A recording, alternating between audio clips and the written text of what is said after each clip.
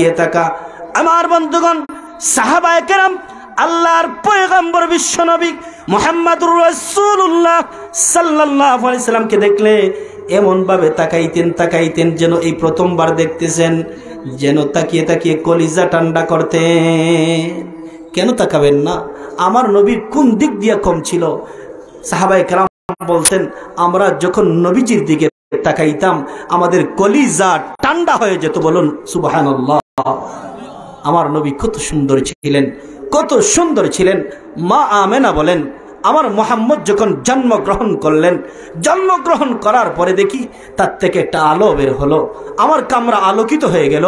শুধু কামরা নয়, কামরা ছেদ করে আলো বের হয়ে গোটা পৃথিবী আমি দেখলাম আলোকিত হয়ে গিয়েছে। বলুন আল্লাহু আকবার।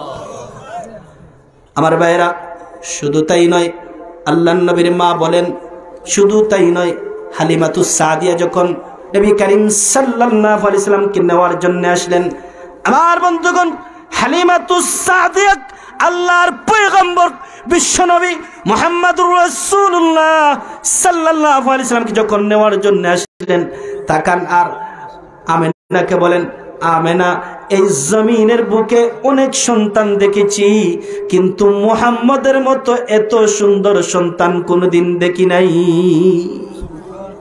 আব্দুল মুত্তালিব আসলেন, আসার পরে বলেন, ও হালিমাতুস সাদিয়া, তুমি কতটুকু জায়গা যাও, তুমি কতটুকু দেখো?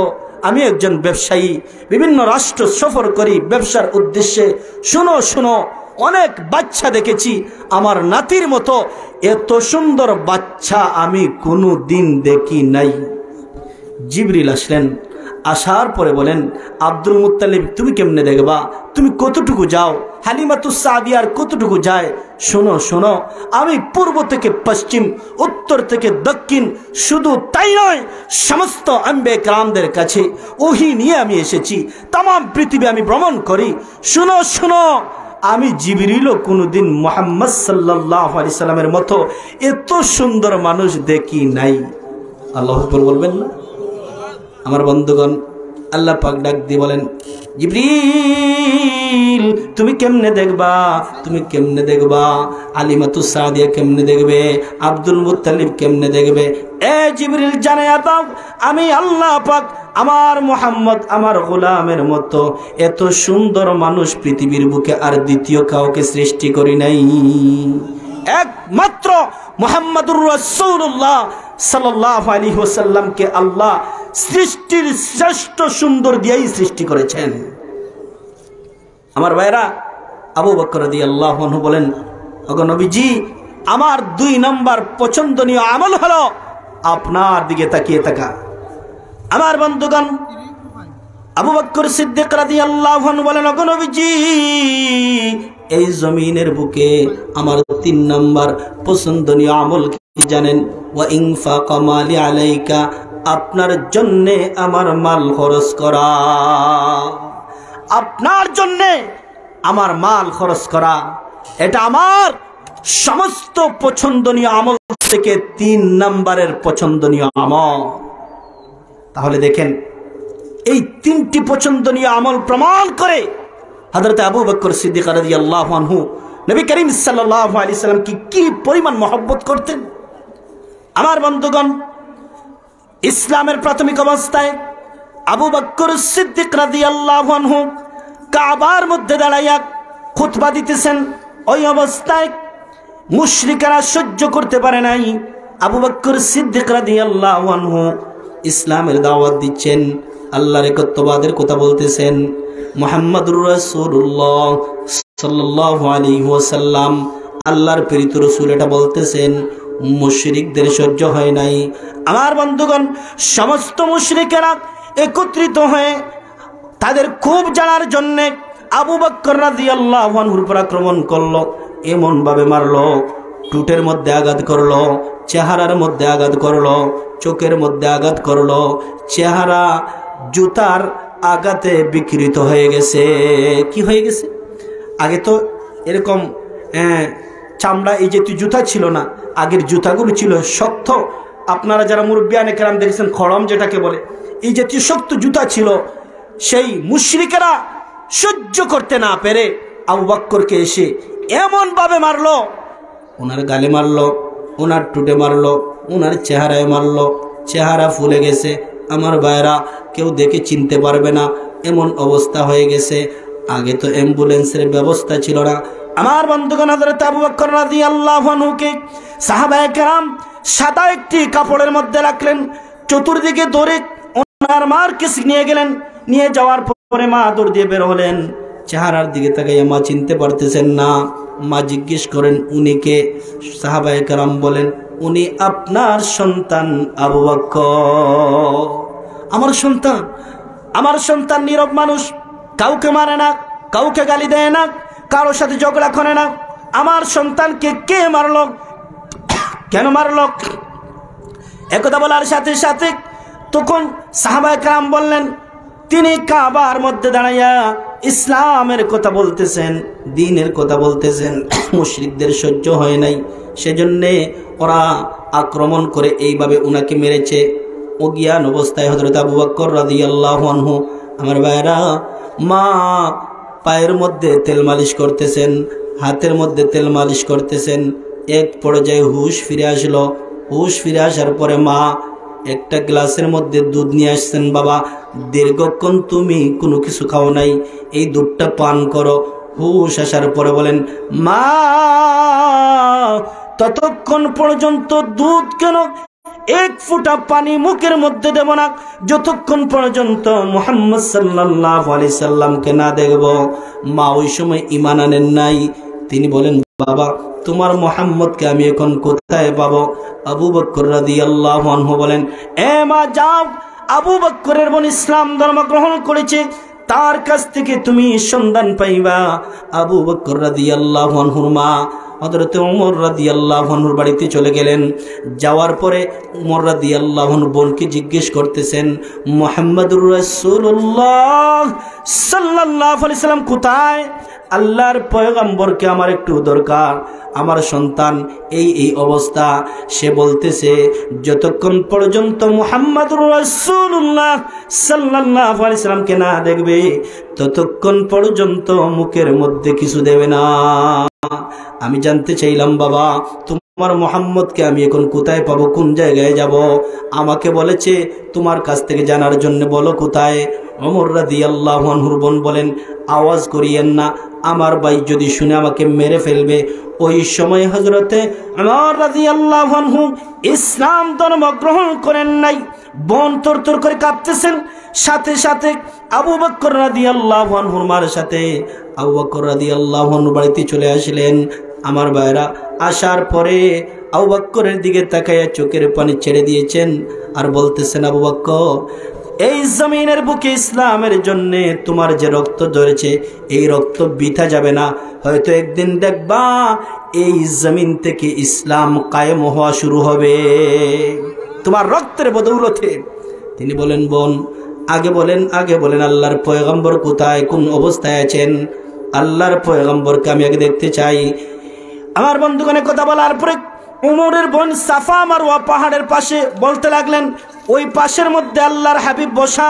হযরত আবু বকর সিদ্দিক রাদিয়াল্লাহু আনহু তাদের উপর বর দিয়া ওই জায়গার মধ্যে চলে গেলেন। আল্লাহর হাবিবের দিকে তাকাইতেছেন। আল্লাহর হাবিব সাল্লাল্লাহু আলাইহি সাল্লাম হযরত আবু বকরের দিকে তাকাইতেছেন। আবু বকর আল্লাহর নবীর দিকে তাকাইতেছেন। আল্লাহর নবীর চোখ থেকে দৌড় দৌড় করে পানি পড়তেছে। আল্লাহর নবী বলেন, আবু বকর, তোমার সাথে তারা যে আচরণ করেছে এটা বৃথা যাবে না, এর বদলা আল্লাহ পাক রব্বুল আলামিন নেবেন এবং এর মাধ্যমে সেখান থেকে ইসলাম কায়েম হবে ইনশাআল্লাহ। আমার ভাইরা, যেটা বলতে চেয়েছিলাম, আবু বকর যে তিনটি পছন্দনীয় আমল বললেন, তিনটি রসুলের শানে, এবং এই ঘটনা প্রমাণ করে হযরতে আবু বকর সিদ্দিক রাদিয়াল্লাহু আনহু নবী করিম সাল্লাল্লাহু আলাইহি সাল্লামকে কতটুকু ভালোবাসতেন। আবু বকর রাদিয়াল্লাহু আনহুর তিনটি পছন্দনীয় আমল শেষ। আমার বন্ধুগণ, আল্লাহর নবী সাল্লাল্লাহু আলাইহি সাল্লাম জিজ্ঞেস করলেন ওমরকে, ওয়া মা তুহিব্বু ইয়া ওমর, ওমর বলো তোমার এই জমিনে পছন্দনীয় আমল কি কি? আমার বন্ধুগণের কথা বলার পরে হযরত ওমর রাদিয়াল্লাহু আনহু বলেন, উহিব্বু সালাসাম মিনাদ দুনিয়া, আগে নবীজি এই পৃথিবীর বুকে আমারও তিনটি পছন্দনীয় আমল আছে। কয়টি? এক নম্বর, ইয়া রাসূলুল্লাহ আমরু বিল মারুফ ওয়ালাউ কানা সিররা। ওগো নবীজি, এই জমিনের বুকে এক নম্বর আমার পছন্দনীয় আমল হলো সৎ কাজের আদেশ দেওয়া, যদিও গোপনীয়ভাবে দিতে হয়। ওয়া আনহা আনিল মুনকার ওয়ালাউ কানা জাহরা। ওগো নবীজি, দুই নম্বর আমার পছন্দনীয় আমল ওয়া আনহা আনিল মুনকার ওয়ালাউ কানা জাহরা, অসৎ কাজের নিষেধ দেওয়া, যদিও তা প্রকাশ্যে দেওয়া লাগে। কোনভাবে দিতে হয়? প্রকাশ্যে দিতে হয়। কোনো অসৎ কাজের নিষেধ আড়াল থেকে দেওয়া যেমন, সামনে গিয়ে দেওয়া কি তেমন না ভিন্ন? অসৎ কাজের নিষেধ করতে যাবেন, হয়তো আপনার জীবন দেওয়া লাগতে পারে, এমন হয় না? গান চলতেছে, অন্যায় কাজ চলতেছে, আপনি গিয়েছেন, আপনার জীবনে দেওয়া লাগতে পারে এই অন্যায়ের মোকাবেলা করতে গিয়ে। যেটা বলেন ঠিক কিনা? আমার বন্ধুগণ, হযরতে আবু ওমর রাদিয়াল্লাহু আনহু বলেন, ইয়া রাসূলুল্লাহ, এই জমিনের বুকে আমার 3 নাম্বার পছন্দনীয় আমল হলো ওয়া আকুলুল হক ওয়ালাউ কানা মুররা। ওগো নবীজি, এই পৃথিবীর বুকে আমার 3 নাম্বার পছন্দনীয় আমল হলো হক কথা বলা। ইয়া রাসূলুল্লাহ, যতদিন বাঁচবো হক কথা বলতেই থাকবো, যদিও সেই হক কথা বলার কারণে হক কথা কিছু মানুষের কাছে তিতা লাগে। আছে না এমন? হক কথা যদি ইমাম সাহেব বলেন, কিছু মানুষের কাছে এগুলো তিতা লাগে।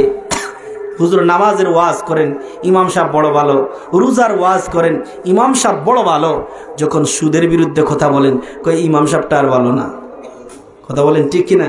ইমাম সাহেব যখন ঘুষের বিরুদ্ধে কথা বলেন কোরআন হাদিস থেকে, তখন ইমাম সাহেব আর ভালো না। তার মানে হক কথা যখন শুরু করেন, তখন এই অপরাধী যারা, তাদের গায়ে আগুন লেগে যায়, তারা সহ্য করতে পারে না। ঠিক কিনা? এমন হয় কিনা? আমি বলতে চাই, এই মিম্বার হচ্ছে নবী করিম সাল্লাল্লাহু আলাইহি ওয়াসাল্লামের মিম্বর। এখান থেকে মৃত্যুর আগ পর্যন্ত নবীরা চলে গিয়েছেন, এই আসন অলঙ্কৃত করেছেন আইম্মায়ে মাসাজিদ, খুতাবায়ে মাসাজিদ। কিয়ামত পর্যন্ত তাম পৃথিবীর মানুষ যদি বিরুদ্ধে চলে যায়, হক কথা বলতেই থাকবো, বন্ধ করব না। ঠিক কিনা? আমি কোরআন সামনে নিয়ে কথা বলবো, আমি হাদিসকে সামনে রেখে কথা বলবো, আমি হক কথা বলবো। এতে কে খুশি কে নারাজ দেখার মতো সুযোগ আছে? কারণ আমি আমার ব্যক্তিগত কোনো কথা বলি নাই, আমি কোরআন থেকে বলছি, আমি হাদিস থেকে বলছি। কোনো ব্যক্তি যদি কথা বলার কারণে তার অন্তরে বিদ্বেষ সৃষ্টি হয়, সে আমার প্রতি কোনো ধরনের আক্রমণ করে, সে আমার প্রতি আক্রমণ করে নাই। কোরআন হাদিসের কথা বলার কারণে যেহেতু আক্রমণ, তার মানে সে কোরআন এবং হাদিসের বিরুদ্ধে যুদ্ধ ঘোষণা করেছে। হযরতে ওমর রাদিয়াল্লাহু আনহু 3টি বলে ফেললেন, এই 3টি পছন্দনীয় আমল। আল্লাহ নবী সাল্লাল্লাহু আলাইহি ওয়াসাল্লাম হযরতে ওসমান রাদিয়াল্লাহু আনহুকে জিজ্ঞেস করলেন, ওয়ামা তুহিব্বু ইয়া ওসমান? ওসমান বলে, তোমার পছন্দনীয় আমল কি? আমার বন্ধুগণ, হযরতে ওসমান রাদিয়াল্লাহু আনহু বলেন, ওগো নবীজি, এই পৃথিবীর বুকে উহিব্বু সালাসাম মিনাদ দুনিয়া, আমার 3টি পছন্দনীয় আমল আছে। ইয়া রাসূলুল্লাহ, 1 নম্বর পছন্দনীয় আমল হলো ইতআমাত তাআম, মানুষদেরকে খাওয়ানো। কিছু মানুষ আছে দেখবেন, মানুষদেরকে খাওয়ানো সে পছন্দ করে, ভালোবাসে। আর কিছু মানুষ এমন দেখবেন, সে মেহমান দেখতে পারে না। আছে না এমন? মনে করেন এই মাহফিল উপলক্ষে আমাদের সিলেটের যে প্রথা, আত্মীয় স্বজনরা আসে, কিছু মানুষ আছে কাউকে দাওয়াত দেয় না, যখন আসে কয় সারা বছর গোশত কিনে নিয়ে, আজকে মাত্র 2 কেজি গোশত নিয়ে আসলাম, এখন মেহমান সবাই চলে আসতেছে আমার বাসায়, আর আসার সময় পায় নাই। কিছু মানুষ মেহমানদারিকে অপছন্দ করে, অথচ একজন মেহমানকে কমপক্ষে 3 দিন তুমি মেহমানদারি করাইতে হবে, মেহমান দেখতে পারে না। হযরত ওসমান রাদিয়াল্লাহু আনহু বলেন, ইয়া রাসূলুল্লাহ, 1 নাম্বার এই জমিনে আমার পছন্দনীয় আমল হলো ইতআমাত তাআম, মানুষদেরকে খাওয়ানো। বলুন আল্লাহু আকবার। আমার বন্ধুগণ, হযরত ওসমান রাদিয়াল্লাহু আনহু বলেন, ওগো নবীজি, এই পৃথিবীর বুকে 2 নম্বর আমার পছন্দনীয় আমল হলো ইফশাস সালাম, সালামের প্রচার প্রসার। ওগো নবীজি, এই জমিনের বুকে সালামের প্রচার প্রসার, এটা আমার 2 নম্বর পছন্দনীয় আমল। আমার বন্ধুগণ, এই সালাম আমাদের কাছে হয়ে গেছে এখন লজ্জা। স্বামী স্ত্রী মনে করে, স্ত্রী মনে করে স্বামীকে সালাম দিতে হবে, স্বামী দেওয়ার দরকার নাই। সন্তান মনে করে পিতাকে আমি সালাম দেব, পিতা আমাকে সালাম দেওয়ার দরকার নাই। আমার বন্ধুগণ, আমি যদি জিজ্ঞেস করি আপনারা বলুন তো সালাম অর্থ কি? আপনারা যদি বলেন হুজুর সালাম অর্থ শান্তি, সালাম অর্থ কি? তাহলে আমি বলতে চাই, আমি পিতাকে বলতে চাই আপনি কি আপনার সন্তানের উপর শান্তি চান না? তাহলে তো আপনিও সালাম দিতে হবে। আমি স্বামীকে বলতে চাই আপনার স্ত্রী আপনাকে সালাম দেয়, আপনার স্ত্রী আপনার উপর শান্তি চায়, আপনি কি আপনার স্ত্রীর উপর শান্তি চান না? আপনি কেন সালাম দেন না? সেজন্যই তো আজকে সাংসারিকভাবে স্বামী স্ত্রীর মাধ্যমে যে কাজ চলতেছে, শুধু ঝগড়ার ঝগড়া। আগের চাইতে তালাকের হার 3 গুণ বেড়ে গেছে। কমছে না বাড়ছে? ভালোবাসার কারণে না ঝগড়ার কারণে? ঝগড়ার কারণে। সেজন্য সালামের প্রচার প্রসার এগুলো করতে হবে, ঠিক কিনা? ছোট বড় সবাইকে সালাম দিতে হবে। সরকার দু আলম নবী বিশ্ব নবী মুহাম্মদুর রাসূলুল্লাহ সাল্লাল্লাহু আলাইহি ওয়াসাল্লাম ছোট্ট ছোট্ট বাচ্চাদেরকে যখন দেখতেন, ছোটদের দেখে তিনি মিষ্টি হেসে সালাম দিতেন, আগে ভালোবেসে। বলুন আল্লাহু আকবার। সরকার দু আলম নবীজি ছোট্ট বাচ্চাদেরকে দেখা মাত্রই মুস্কি হাসি দিয়ে বলতেন আসসালামু আলাইকুম। সেজন্য আমরা ভাই বোন, স্বামী স্ত্রী, পিতা মাতা সবাই সবাইকে কি দেব? সালাম দেব।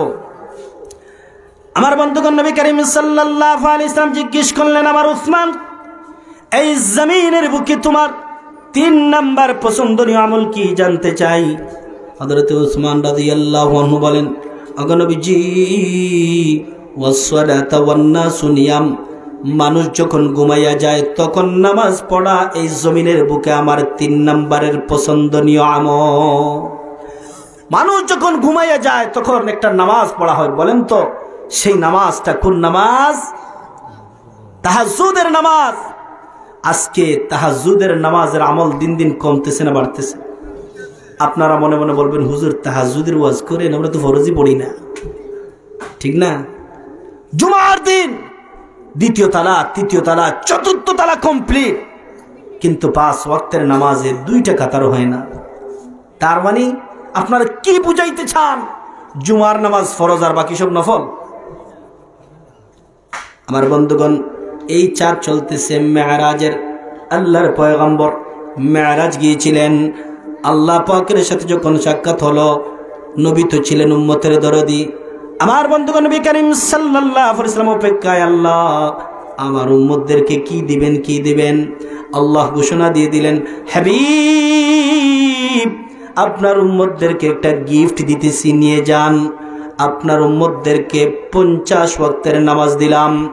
আমার বন্ধুগণ, আল্লাহ পাক 50 ওয়াক্তের নামাজ দেওয়ার পর বলেন, আস-সালাতু মিফতাহুল জান্নাত। আমার হাবিব আপনার উম্মতদেরকে এই 50 ওয়াক্তের নামাজ দিয়ে বলবেন, আমি আল্লাহ আপনার উম্মতদেরকে জান্নাতের চাবি দিলাম। 50 ওয়াক্তের নামাজ দেওয়ার পরে যখন আল্লাহ পাক বললেন জান্নাতের চাবি, নবীজির উম্মতের জন্য আল্লাহ জান্নাতের চাবি দিয়ে দিলেন, তাহলে কি খুশি নবীজি? আসতেছেন মূসা আলাইহিস সালাতু ওয়াস সালামের সাথে সাক্ষাৎ। জিজ্ঞেস করলেন উম্মতের জন্য আল্লাহ হাদিয়া কি দিলেন? বলেন 50 ওয়াক্তের নামাজ দিয়েছেন। বললেন আখিরি জামানার নবী, আপনার উম্মতেরা এই 50 ওয়াক্তের নামাজ সঠিকভাবে আদায় করতে পারবে না, জাহান্নামী হয়ে যাবে, আল্লাহর কাছে যান। এইভাবে গেলেন 9 বার। আল্লাহ 5 করে কমাইলেন। তাহলে 5 নং 45, বাকি থাকলো কয় ওয়াক্ত?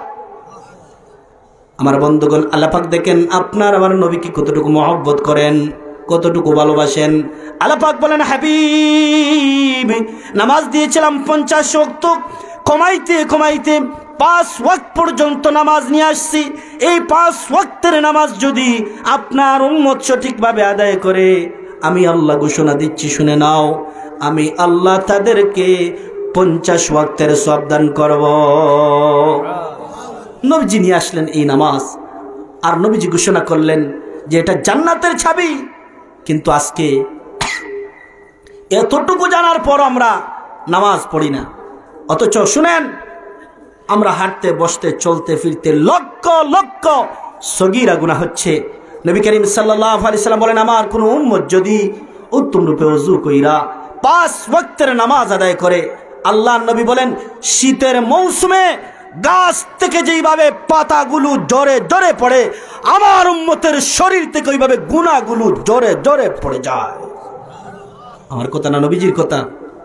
ইন্নাল মুসলিমা ইযা তাওয়াদ্দা ফাআহসানাল উযুআ সুম্মা সাল্লাস সালাওয়াতিল খামস তাহাত্তাত খাতায়াহু কামা ইয়াতাহাত্তু হাযাল ওয়াক্ত। আমার বন্ধুগণ, আল্লাহর পয়গম্বর বিশ্বনবী মুহাম্মদুর রাসূলুল্লাহ সাল্লাল্লাহু আলাইহি ওয়াসাল্লাম বলেন, আমার কোন উম্মত যদি উত্তম রূপে ওযু কইরা 5 ওয়াক্তের নামাজ আদায় করে, আমার বন্ধুগণ আল্লাহর হাবিব একটি গাছের পাশে গেলেন, ধাক্কা দিলেন, গাছ থেকে পাতাগুলো জোরে জোরে পড়তেছে। আল্লাহর পয়গম্বর সাহাবায়ে কেরামদেরকে বলেন, আমার সাহাবীরা রে, ওই গাছ থেকে যেভাবে পাতাগুলো জোরে জোরে পড়তেছে, আমার কোনো উম্মত যদি সঠিকভাবে 5 ওয়াক্তের নামাজ আদায় করে, তার শরীর থেকে ওইভাবে গুনাহগুলো জোরে জোরে পড়ে যায়। শুধু তাই নয়, মজার কথা হলো, কম্পিউটার বলেন আর মোবাইল বলেন, কিছু ফাংশন রয়েছে দেখবেন যে অটোমেটিক ডিলেট আছে না? এই নামাজ অটোমেটিক গুনাহ ডিলেট হওয়ার ব্যবস্থা। বলেন আল্লাহু আকবার। আমার কথা না নবীজির কথা।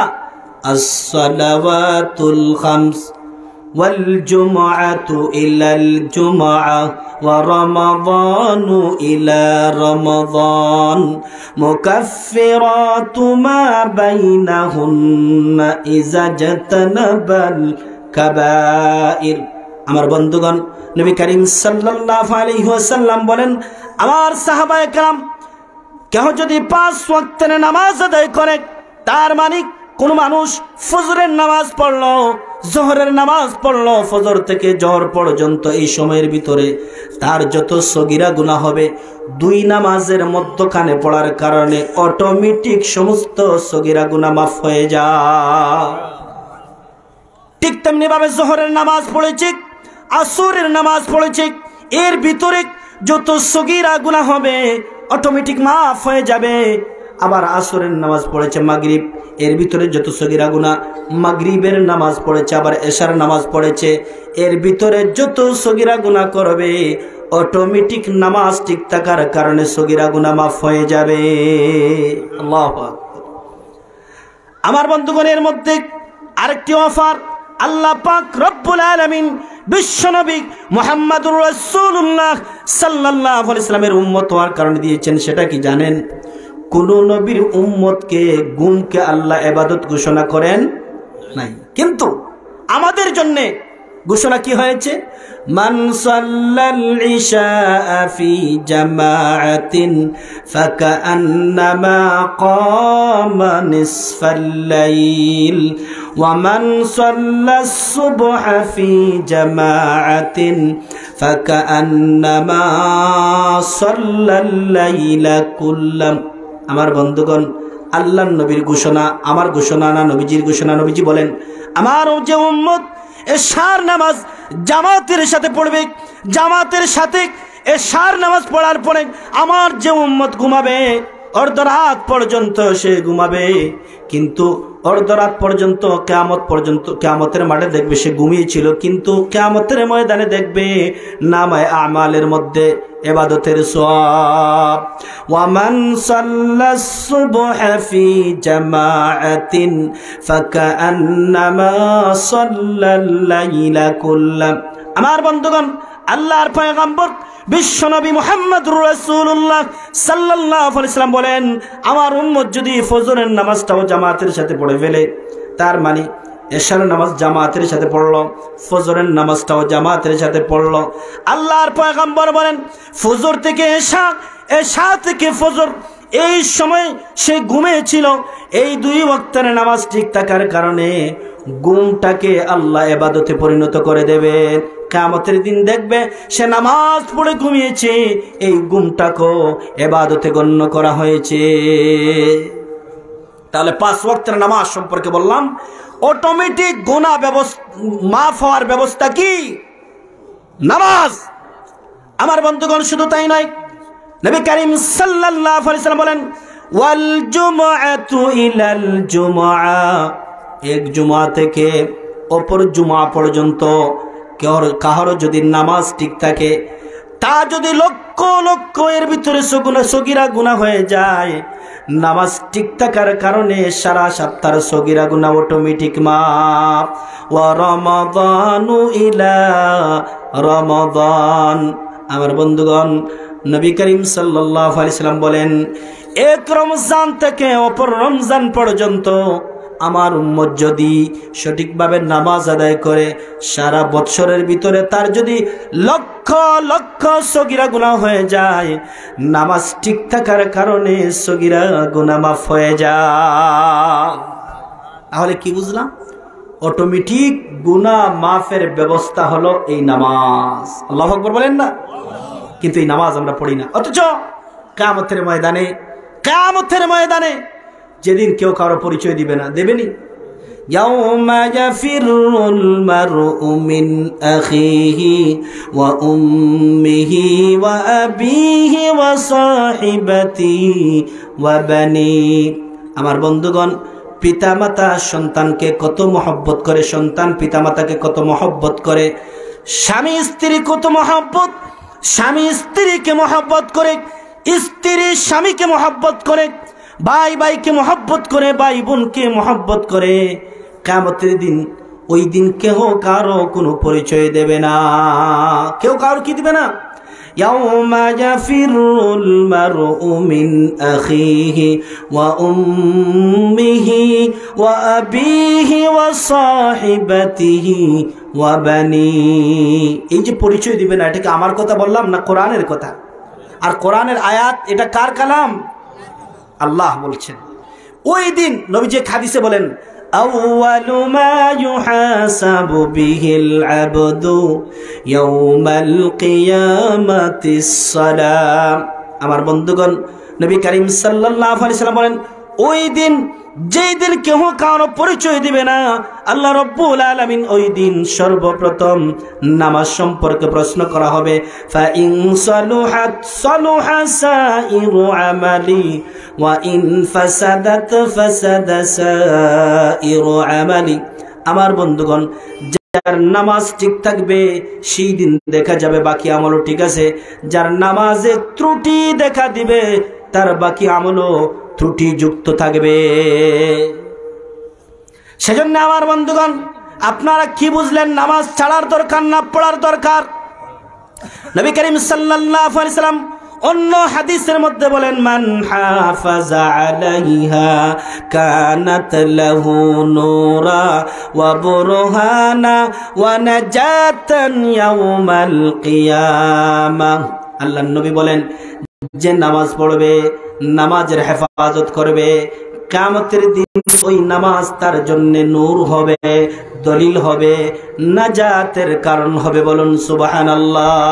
ওয়া মান লাম ইউহাফিজ আলাইহা লাম ইয়াকুল লাহু নূরুন ওয়ালা বুরহানুন ওয়ালা নাজাহ। আল্লাহর নবী বলেন, যারা নামাজের হেফাজত করবে না, কিয়ামতের দিনে এই নামাজ তার জন্য নূর হবে না, দলিল হবে না, নাজাতের কারণ হবে না। আল্লাহর নবী বলেন, এতটুকু তো হইল না, মেনে নিলাম, করি নাই, হলো না, কিন্তু এর পরের কথাটা ভয়ঙ্কর।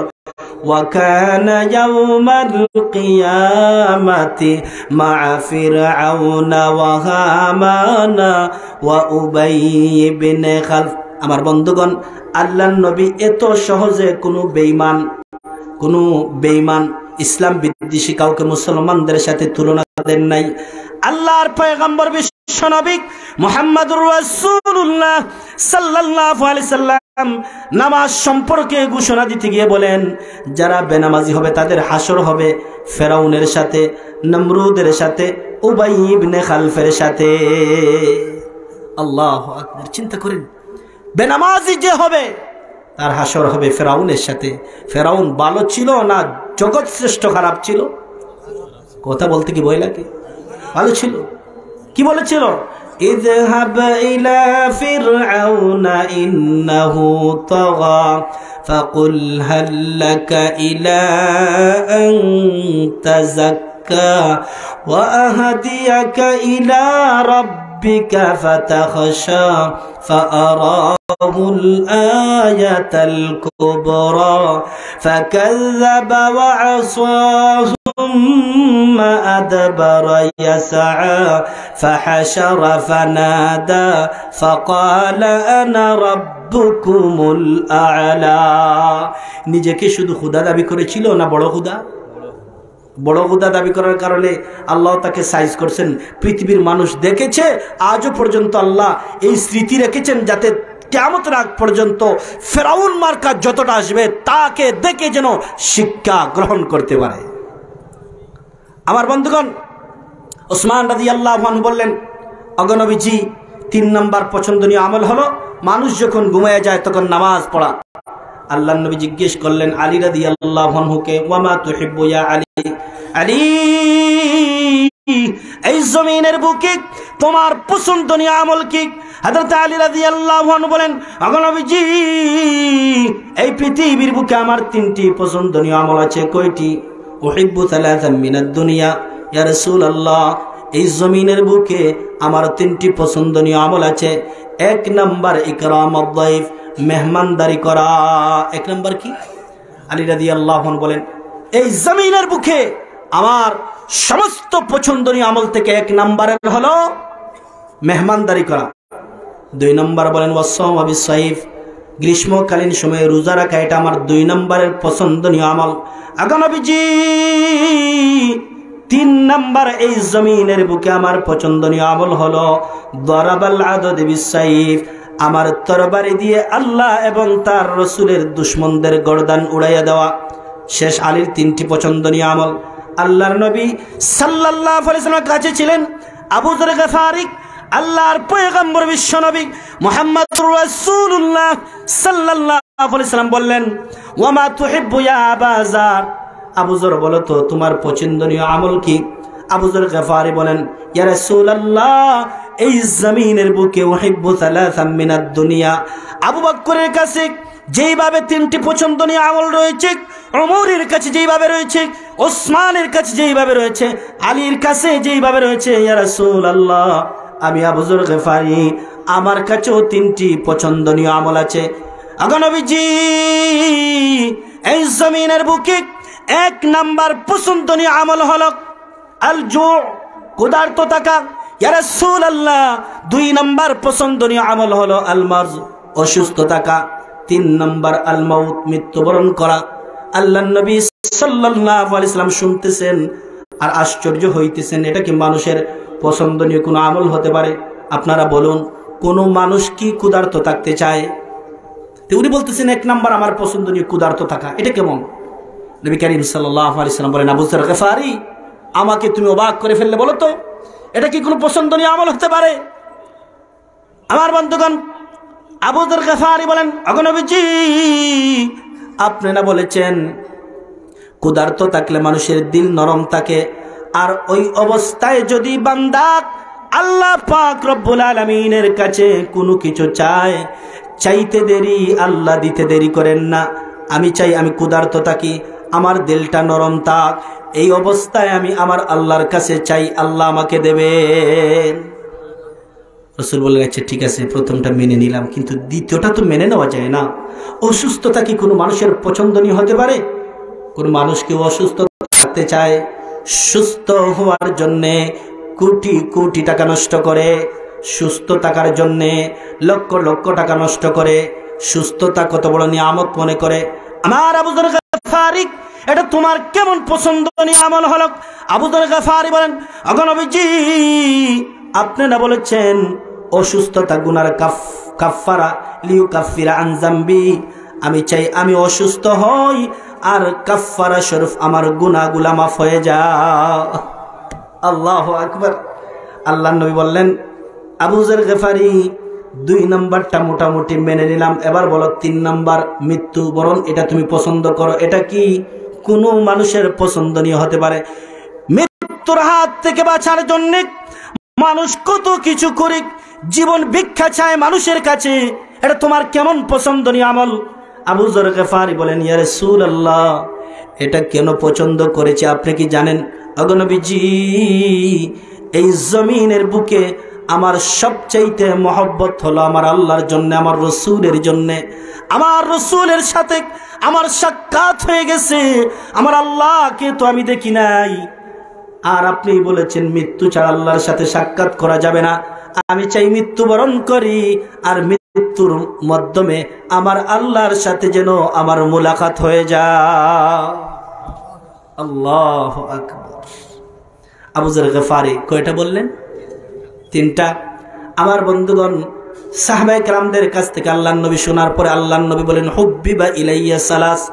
আমার সাহাবায়ে কেরাম, তোমাদের কাছে যেইভাবে তিনটি আমল পছন্দনীয়, আমার সাহাবায়ে কেরাম আমার কাছেও 3টা জিনিস পছন্দনীয় আছে। কয়টি? নবীজির পছন্দনীয় কয়টি? 1 নাম্বার, নবীজি বলেন আত্তিব। আমার সাহাবায়ে কেরাম আমার কাছে 1 নাম্বার পছন্দের বস্তু হলো সুগন্ধি। কি সুগন্ধি? এই সুগন্ধি কি সেন্টের সুগন্ধ না আতরের? আমরা তো সেন্ট ব্যবহার করি, সেন্ট ব্যবহার ছাড়া আমরা চলতেই পারি না। কোথায় যাওয়ার সময় ওই কেন মারে, সব দিকে শুধু মারতেই থাকে। অথচ আমরা নির্ভরযোগ্য সূত্রে আমরা একটা তথ্য পেয়েছি এমন যে বেঈমানেরা এটা তৈয়ার করতে গিয়ে কিছু হারাম জিনিস মিশ্রিত করে। আমি জানতে চাই, যদি হারাম জিনিস মিশ্রিত করে তাহলে আপনার কাপড়ে দেওয়ার পরে এটা কি পাক থাকবে না নাপাক? আর এই নাপাক অবস্থায় যদি নামাজ পড়েন কবুল হবে? নামাজ কবুল হওয়ার ক্ষেত্রে শরীর পাক, কাপড় পাক, নামাজের জায়গা পাক, কাপড় পাক থাকতে হবে কিনা?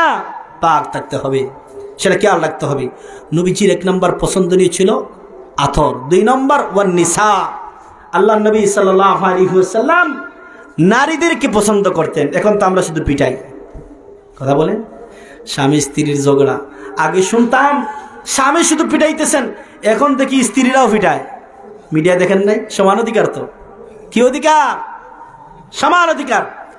আমার বন্ধুগণ, নবী করিম সাল্লাল্লাহু আলাইহি ওয়াসাল্লাম বলেন 3 নাম্বার এই জমিনের বুকে আমার পছন্দনীয় হলো নামাজের মধ্যে আমার চক্ষুকে শীতল করা। নবীজি 3টি বললেন। ফাজা জিবরাইল, কিছুক্ষণ পরে জিবরাইল আলাইহিস সালাতু ওয়াস সালাম আসার পরে বললেন, ইয়া রাসূলুল্লাহ, আমার কাছেও 3টি পছন্দনীয় বস্তু আছে। নবীজি, এই জমিনের বুকে আমার 1 নাম্বার পছন্দনীয় আমল হলো তাবলীগুর রিসালাত, রিসালাতের প্রচার প্রসার। ইয়া রাসূলুল্লাহ, 2 নাম্বার এই জমিনের বুকে আমার পছন্দনীয় কি জানেন? হুব্বুল মাসাকিন, মিসকিনদেরকে কি করা। এরপরের পছন্দনীয় আমল হলো আদাউল আমানা, যথাযথ আমানত পৌঁছে দেওয়া। এই বলে হযরত জিবরিল চলে গেলেন। কিছুক্ষণ পরে আবার আসলেন। আসার পরে আবার নবী এবং সাহাবায়ে কেরামদেরকে সালাম জানালেন। আগো নবীজি, আল্লাহ পাক রব্বুল আলামিন আপনাকে এবং সাহাবায়ে কেরামদেরকে সালাম দিয়েছেন, আর আল্লাহ পাক জানিয়েছেন আল্লাহর কাছেও 3টি জিনিস পছন্দনীয়। কয়টি? এটা কিন্তু মূল আকর্ষণ। আল্লাহর পছন্দ যেটা, আমাদের পছন্দ সেটা। আল্লাহর কাছে পছন্দনীয় যেটা, আমাদের কাছেও পছন্দনীয় সেটা। রসুলের কাছে পছন্দনীয় যেটা, আমাদের কাছেও পছন্দনীয় সেটা। জিবরিল আলাইহিস সালাতু ওয়াস সালাম বলেন, ইয়া রাসূলুল্লাহ, আল্লাহ পাক রব্বুল আলামিনের কাছে 1 নাম্বার পছন্দনীয় হলো লিসানুন যাকিরুন, ওই জিহ্বা আল্লাহর কাছে সবচেয়ে দামি, যেই জিহ্বার মধ্যে জিকির থাকবে আল্লাহর, লা ইলাহা ইল্লাল্লাহ, লা ইলাহা ইল্লাল্লাহ, লা ইলাহা, লা ইলাহা ইল্লাল্লাহু মুহাম্মাদুর রাসূলুল্লাহ। দোকানে বসে আছেন, জিকির করেন। রাস্তায় হাঁটতেছেন, জিকির করেন। গীবত কইরেন না। মসজিদ মসজিদের গাঠায় বসে আছেন, ওইখানে কারোর সাথে অন্যের সমালোচনা করে নিজের আমল নষ্ট করিয়েন না। জিকির করেন, কোরআন তেলাওয়াত জিকির, নবীজির উপর দুরূদ জিকির, আপনি সুবহানাল্লাহ আলহামদুলিল্লাহ লা ইলাহা ইল্লাল্লাহ জিকির করেন। অসুবিধা? ওই জিহ্বা আল্লাহর কাছে দামি। যে জিহ্বায় জিকির থাকবে কার? বলেন কার জিকির থাকবে? আল্লাহর জিকির থাকবে। জিকির করবো তো আমার বন্ধুগণ, বাইমপুরি রহমতুল্লাহ আলাইহি আল্লাহর ওলি জিকির ছাড়া হন নাই, রায়পুরি রহমতুল্লাহ আলাইহি হন নাই, হরমুজুল্লাহ সাহেব রহমতুল্লাহ আলাইহি হন নাই, গড়পুরি রহমতুল্লাহ আলাইহি হন নাই। আমার বন্ধুগণ, আল্লাহর ওলিরা শেষ রাত্রে উঠতেন, আল্লাহর কাছে বলতেন কলবে জাকির দে মুঝে ওর রোনে ওয়ালি আঁখ দে, কলবে জাকির দে মুঝে ওর रोने वाली आँख दे ताकि मैं रोता रहूं तेरी रज़ा की वास्ते। শেষ রাত্রে উঠতেন, আল্লাহর কাছে বলতেন আল্লাহ কলব তো আপনি মওলা দিয়েছেন, এই কলবে শুধু দুনিয়ার জিকির ঢুকতে চায়, আল্লাহ আমার কলবে আপনার জিকিরটা জারি কইরা দেন। ঠিক না? মালিক সন্তান মারা যায় চোখের পানি আসে, ছেলে মারা যায় চোখের পানি আসে, মেয়ে মারা যায় চোখের পানি আসে, আত্মীয় স্বজন মারা যায় চোখের পানি আসে। হে মালিক আপনার জাহান্নামের কথা শুনলে তো চোখের পানি আসে না, দিলটা নষ্ট হয়ে গেছে। হে মালিক এমন একটা চক্ষু দাও যে চক্ষু দিয়ে আপনার জন্য কাঁদতে পারি। এগুলো বলতেন। এমনি ওর আল্লাহর ওলি হন নাই, শেষ রাত্রকে ওয়াকফ করে দিতেন তাহাজ্জুদের জন্যে, জিকিরের জন্যে। সেজন্যে সমস্ত আকাবিরিনদের ইতিহাস তালাশ করে দেখেন কি পরিমাণ জিকির করেছেন। এমনও বাংলার জমিনে এমন অলি পাওয়া যায়, জিকির করতে করতে এমন হালত সৃষ্টি হয়েছিল, অঙ্গ প্রত্যঙ্গের মধ্যে জিকির জারি হয়ে গিয়েছিল। সুবহানাল্লাহ বলবেন না? বাংলার জমিনে একটা মাদ্রাসা আছে, নাম হলো মেকল হামিউস সুন্নাহ। ওই মাদ্রাসার প্রতিষ্ঠাতা ছিলেন মুফতি ফয়জুল্লাহ। উনি যখন অসুস্থ হলেন, মেডিকেল নিয়ে যাওয়া হলো। মেডিকেল নিয়ে যাওয়ার পরে একজন ডাক্তার সাহেব আসলেন। আসার পরে উনি উনার কানে মেশিন ফিট করলেন, আর ওই রোগীর বিভিন্ন জায়গায় মেশিনটা লাগান। মেশিন লাগানোর পরে চোখের পানি ছাড়েন, চোখের পানি ছাড়েন। রোগীর আত্মীয় স্বজনদের চোখ দেওয়া পানি চলে আসছে। ডাক্তার সাহেব মনে হয় বুঝে ফেলছে আমাদের রোগীর আর টাইম নাই। আমার বন্ধুগণ, রোগীর আত্মীয় স্বজন কান্না শুরু করে দিয়েছেন। ওই মুহূর্তে ডাক্তার তার কান থেকে মেশিন খুলে বলে, আমি আমার ডাক্তারি জিন্দেগির মধ্যে অনেক রোগী পেয়েছি, এমন রোগী কোনোদিন পাই নাই। যে জায়গার মধ্যে আমার মেশিন বসাইছি ওই জায়গা থেকে বের হয়েছে আল্লাহ। কি পরিমাণ জিকির করলে অঙ্গ প্রত্যঙ্গের মধ্যে জিকির জারি হইতে পারে। জোরসে হরদম বগোয়দ আল্লাহু হো, জরসে হরদম বগোয়দ আল্লাহু হো, নগোয়দ টুনটুনা টুনটুন টুটু, বজাহির সময় মে আয়দ কে টুটু, কেদর মানা বগোয়দ আল্লাহু হো। আমার ভাইরা, আমরা শুনি পাখি টুনটুন টুনটুন করতেছে, গড়ি টিক টিক টিক টিক করতেছে, অথচ এই পৃথিবীর বুকে আল্লাহর সমস্ত সৃষ্টি জগৎ আল্লাহ পাকের তাসবিহ জপে, আল্লাহ পাকের জিকির করে। জোরে বলেন ঠিক কিনা?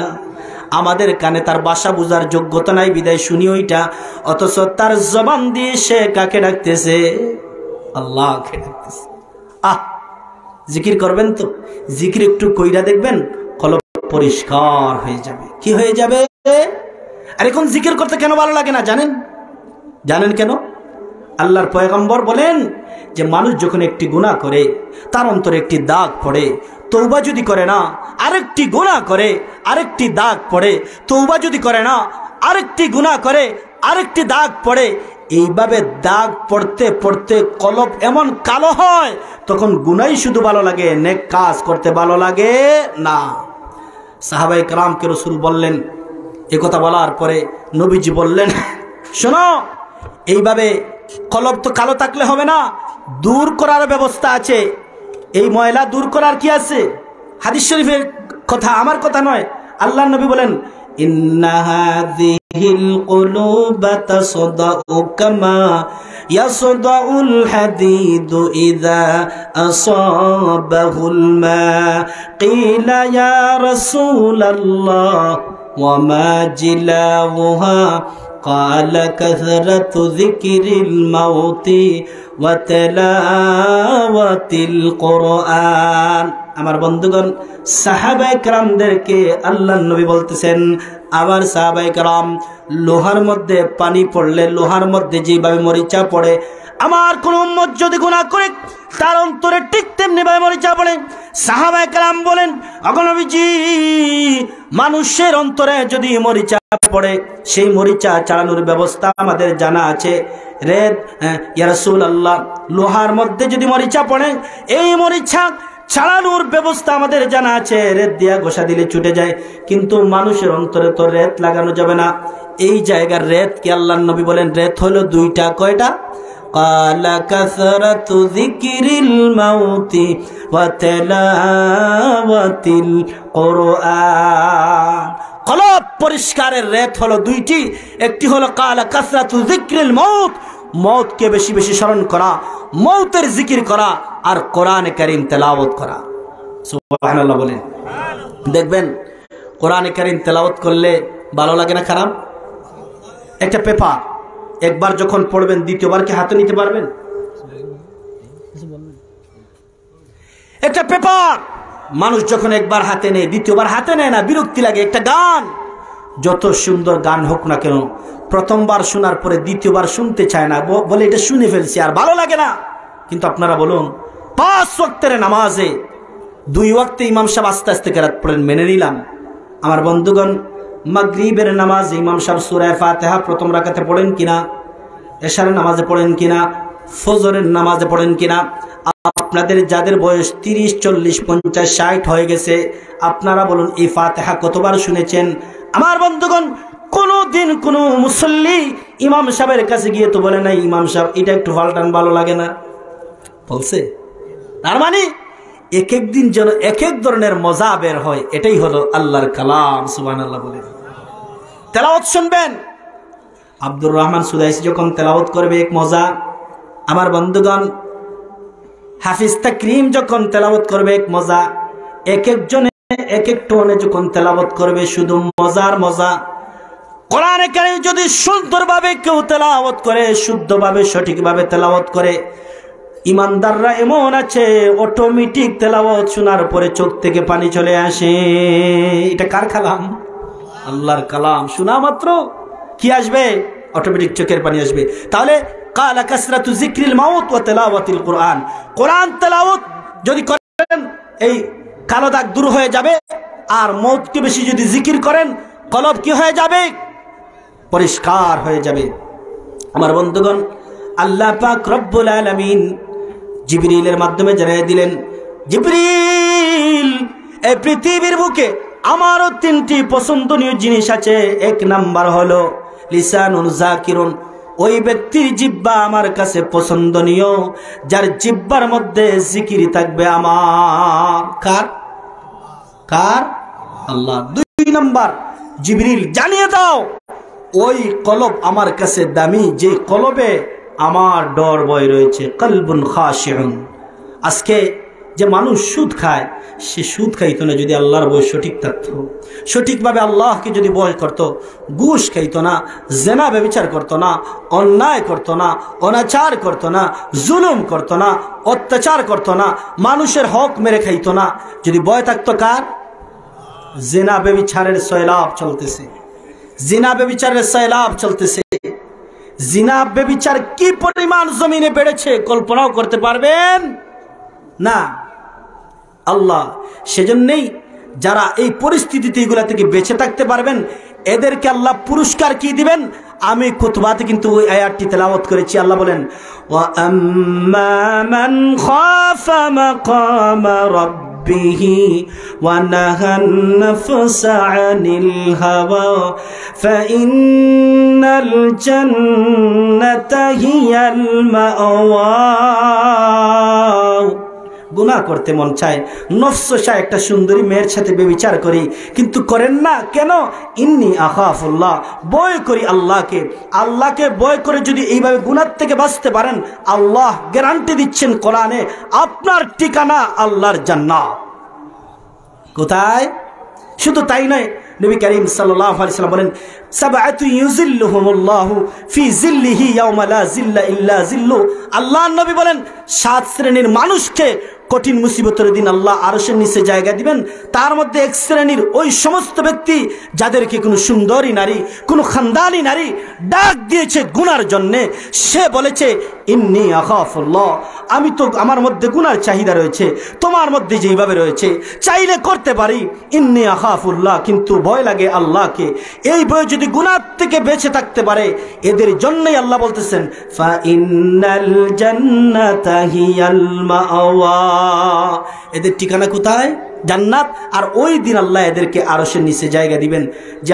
যে আলোচনাগুলো করেছি সাহাবায়ে কেরামদের আমল, নবী করিম সাল্লাল্লাহু আলাইহি সাল্লামের পছন্দের জিনিস, আল্লাহর পছন্দনীয় জিনিস, আল্লাহ যেন ওইগুলো আমাদের জিন্দগিতেও পছন্দনীয় করে আমল করে যেন আল্লাহ পৃথিবী থেকে আমাদেরকে যাওয়ার তৌফিক দান করেন। ওয়া আখিরু দাওয়ানা আনিল হামদুলিল্লাহি রাব্বিল আলামিন। আসসালামু আলাইকুম ওয়া রাহমাতুল্লাহি ওয়া বারাকাতুহু। আলহামদুলিল্লাহ, আমরা এতক্ষণ বয়ান শুনছিলাম। সেলিম আহমদ সাহেব বাগফাড়া।